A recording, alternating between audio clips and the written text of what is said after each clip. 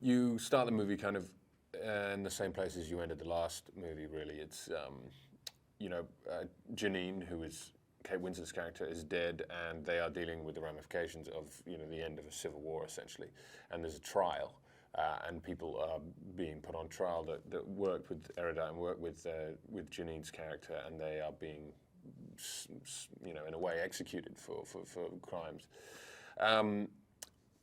Meanwhile, Four and Triss are debating and deciding what to do next, and they feel like Chicago has reached a place where it can't come back from, and the insanity is continuing with these executions. So they're going to leave, and they're going to see what's outside the wall because they've seen this message. So they set out a plan to do so, and it's quite a complex one. But they have to get over the wall, and they're not.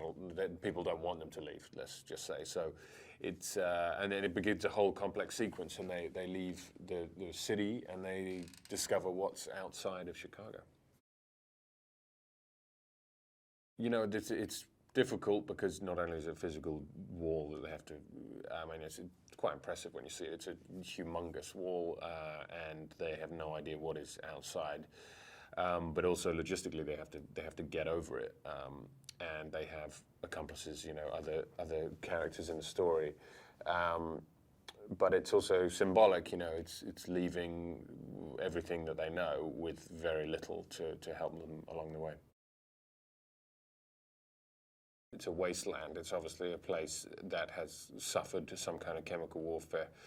And it appears that there is nothing there, so suddenly they feel like they have kind of gone down a rabbit hole that they can't return from. And then suddenly the Bureau opens up, and it's a completely different world beyond any of their expectations. David's played by Jeff Daniels, and he is this new, quiet but charismatic presence in their lives, and he is essentially the kind of leader or the person who runs the Bureau. Four is inherently a little, pessimistic, a little critical of him. He looks around and he sees another form of control. He's someone who's grown up in that very much so, and he's been damaged by it at all stages of his life. And again, that's his personality. He's more someone who is measured and a little bit, he's not going to jump on the train quite so easily, whereas Triss is very hopeful, and she feels like this is what she's been searching for, and this is the missing piece to her questioning for all her life. So she's quite embracive of it.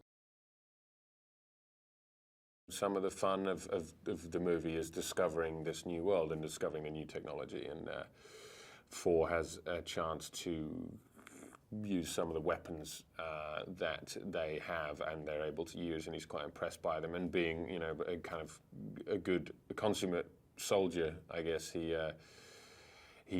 has a chance to kind of revel in that in quite a fun way. I think their biggest challenge now is the two kind of opposite sides of their personalities, and that's, again, Four's pessimism and his closedness, but it leads him to be very measured and thoughtful about trusting someone.